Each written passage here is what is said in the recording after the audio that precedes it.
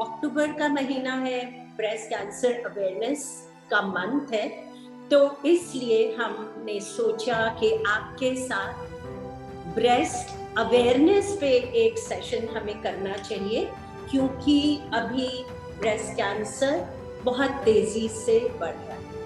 As per the data, as per the statistics, her 4 minute में एक महिला India में डायग्नोज होती है with breast cancer.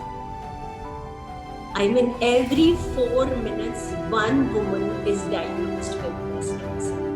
Every 13 minutes, we lose a woman to breast cancer. काफी भारी नंबर्स लगते हैं, है ना, जब हम इन नंबर्स को सुनते हैं। लेकिन इसमें अच्छी स्टोरी ये है कि more than 85% of the breast cancer, they are preventable, they are avoidable. हम उनको बिल्कुल अपनी जिंदगी से बाहर रख सकते हैं। ये सबसे अच्छी स्टोरी है, और इस स्टोरी के ऊपर संजीवनी लाइफ बियॉन्ड कैंसर काम करती है। I would like to welcome Dr. Pankaj Tantia. Dr. Pankaj Tantia is a medical oncologist and an assistant professor in the Department of Medical Oncology at Acharya Tulsi Regional Cancer Institute, Bikaner. He completed his fellowship in bone marrow transplantation from Gujarat Center Research Institute. With a specialization in hemato-oncology, he has been part of various conferences and has presented papers on the subject as well. Cancer एक बहुत ही common disease है महिलाओं के अंदर। अगर मैं बात करूं तो आज की डेट में इंडिया में सबसे ज्यादा डेथ जो होती हैं वो ब्रेस्ट कैंसर की वजह से होती है। ये एक सबसे बड़ा कारण है महिलाओं के अंदर डेथ्स का। तो हमें इस पे जीत हासिल करना बहुत जरूरी है। हर 8 नॉर्मल फीमेल्स जो होती हैं, हम कहीं भी भीड़ में आते हैं, हर 8 महिलाओं के अंदर से एक महिला को ब्रेस्ट कैंसर संबंधित कुछ ना कुछ इश्यूज रहते हैं, जो बहुत ही कॉमन है। हम हमारे सेंटर पे रोज न जाने कितने पेशेंट्स देखते हैं। जब भी ब्रेस्ट कैंसर का नया पेशेंट आता है, एक चीज हमने महसूस करी है, हम उससे हमेशा पूछते हैं कि आपको ये गांठ के बारे में कब पता लगा कि आपके ब्रेस्ट में ये गांठ है।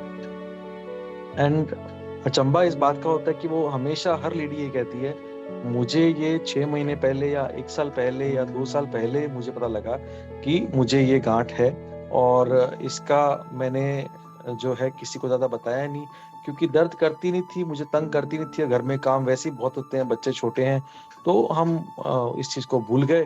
कभी दिक्कत आई नहीं तो हमने कभी किसी कुछ कहा नहीं। अब जब दिक्कत आने लगी, बहुत बड़ी हो गई एकदम, तो हम इसको आपके पास में लेके आए।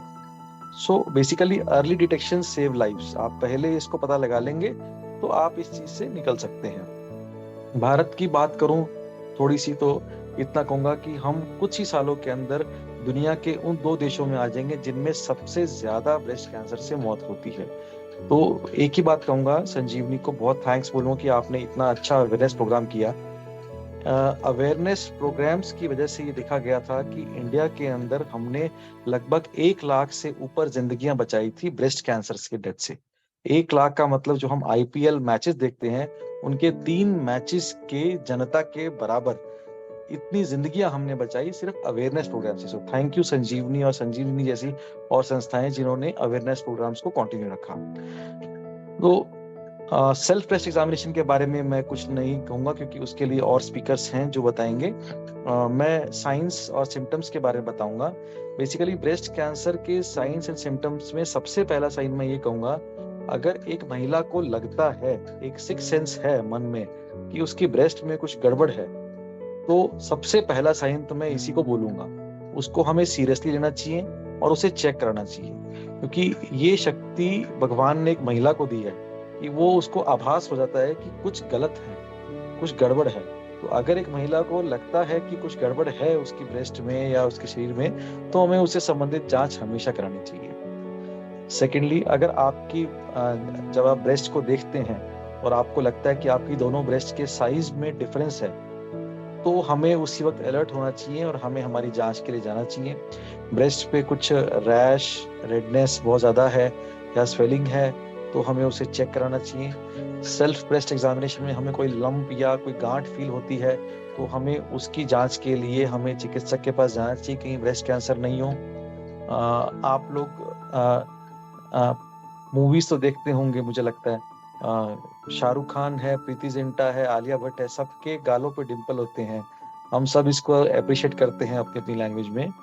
और मैं एक ही बात कहूंगा, गालों पे डिंपल होना बहुत अच्छी बात है, लेकिन अगर ब्रेस्ट पे डिंपल है तो ये अलर्ट साइन है। इसका मतलब आपके निप्पल के पीछे कोई ना कोई ये गांठ है ऐसी जो निप्पल को अंदर की तरफ खींच रही है और जिसकी वजह से डिंपल हो रहा है। दूसरा, अगर निप्पल से कोई डिस्चार्ज हो रहा है तो हमें अलर्ट रहना चाहिए, क्योंकि निप्पल से किसी भी तरह का डिस्चार्ज होना नॉर्मल नहीं होता है। हमें इसकी जांच हमेशा करानी चाहिए। ब्रेस्ट पे कुछ गड्ढा पड़ गया है या एक तरफ से ब्रेस्ट दबी हुई है, या जैसे ऑरेंज होता है संतरा मैं कहूँ, उसकी कंसिस्टेंसी जैसे होती है उस तरह की हमारी ब्रेस्ट की स्किन हो गई है, तो हमें उसको हाथों हाथ जांच करानी चाहिए। ये एक बड़ा अलर्ट साइन है, पीयूडी ऑरेंज जिसे हम कहते हैं। तो अगर ऐसा है तो हमें अपने ब्रेस्ट की जांच जरूर करानी चाहिए। तो ये तो थे ब्रेस्ट के साइंस एंड सिम्टम्स, जिससे कि हमें डाउट, हमें समझना चाहिए इनको कि ब्रेस्ट कैंसर ने हमें घेर लिया है। देखिए, एक बात कहूंगा अपना टॉपिक फिनिश करने से पहले, ब्रेस्ट कैंसर हमारी जिंदगी में कभी भी कदम रख सकता है। हम ये नहीं जानते, आज हमें कुछ नहीं है, कल हमें हो सकता है। कभी भी ब्रेस्ट कैंसर हमारी जिंदगी में कदम रख सकता है। हम इस चीज को जस्टिफाई नहीं कर सकते कि हमारे ऐसा क्यों हुआ, लेकिन ये है कि अगर हम छाता लेके चलेंगे तो हम बारिश से बच जाएंगे। यानी कि अगर हम हर महीने सेल्फ ब्रेस्ट एग्जामिनेशन करते हैं तो हम इस चीज से बहुत ही आराम से बच सकते हैं, क्योंकि सेल्फ ब्रेस्ट एग्जामिनेशन ही एक टेक्निक्स है जिससे हम ब्रेस्ट कैंसर को बहुत ही कम स्टेज में पकड़ सकते हैं। जैसे ब्रेस्ट कैंसर की स्टेज 1 जो होती है, हम T1 लीजन कहते हैं, वो 2 सेंटीमीटर से छोटा होता है। तो 2 सेंटीमीटर छोटा यानी 1 सेंटीमीटर तक के लीजन को भी आप सेल्फ ब्रेस्ट एग्जामिनेशन से बहुत आराम से पकड़ सकते हैं, और इससे बड़े लीजन है वो तो आप आराम से पकड़ ही सकते हैं। अगर आपका लीजन स्टेज 1 का है, T1 लीजन है, तो ज्यादातर केसेस में इसको ऑपरेट करके सिर्फ लीजन को निकाल दिया जाता है। बहुत तो मैक्सिमम हो तो रेडियोथेरेपी दी जाती है हल्की, इसके अलावा कीमोथेरेपी वगैरह की कभी जल्दी से जरूरत नहीं पड़ती है। और अगर आपका स्टेज 2 में है तो भी आजकल कई केसेस में कीमोथेरेपी नहीं दी जाती है, सिंपल उस मांस को निकाल दिया जाता है और रेडियोथेरेपी से काम चल जाता है। स्टेज 3 और स्टेज 4 के अंदर भी आजकल ब्रेस्ट कैंसर में बहुत अच्छे अच्छे इलाज आ गए हैं कि आप स्टेज 4 या स्टेज 3 के पेशेंट को भी 5 साल 10 साल तक खींच लेते हो। तो basically early detection save life. अगर आप कम स्टेज में इसको पकड़ोगे तो आप इस कैंसर को पूरी तरह क्योर कर सकते हो।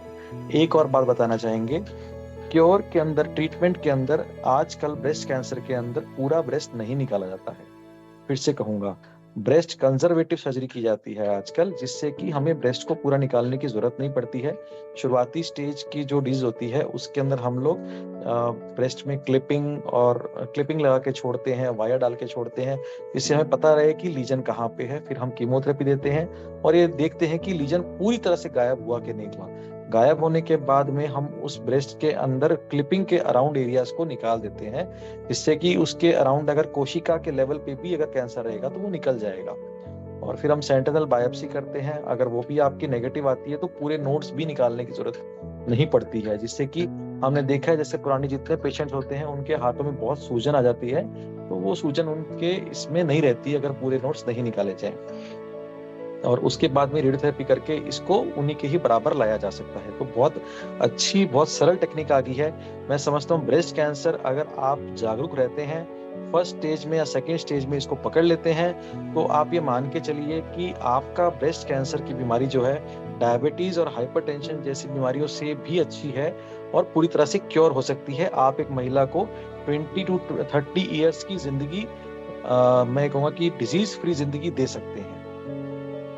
Thank you so much. I really want to extend my thanks to NMDC, which is doing a great job in nation building as far as their core strength is concerned. But उसके अलावा बहुत ही socially aware organization है, and इस तरह के webinars जो हम करते हैं उनको हमेशा support करती है, and because of that support we are able to reach thousands of people. तो आप लोग जो हमारे साथ Zoom पे डायरेक्टली अभी कनेक्टेड हो, इसके अलावा this webinar will be live on Facebook and other social media platforms, and I'm sure a lot of people will benefit because of this webinar. So thank you NMDC. Also a very big thanks to Fino Bank who has come forward to support this webinar.